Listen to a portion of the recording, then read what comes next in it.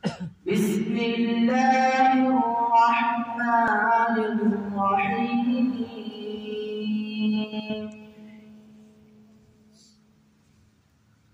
تبارك الذي جعل في السماء بروجا وجعل فيها سراجا وقمرا منيرا. وهو الذي جعل الليل والنهار خلفة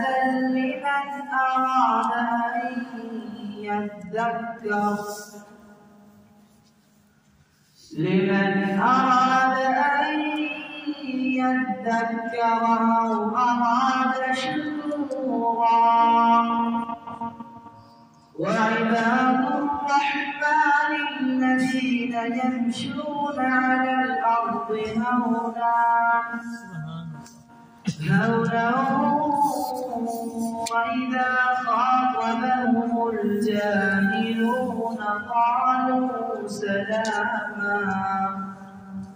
والذين يبيتون لربهم سجدا وقياما.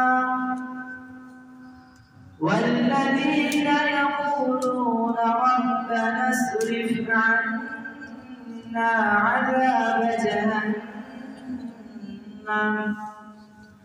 إن عذابها كان غراما إنها ساءت مستقرا ومقاما. صدق الله العظيم.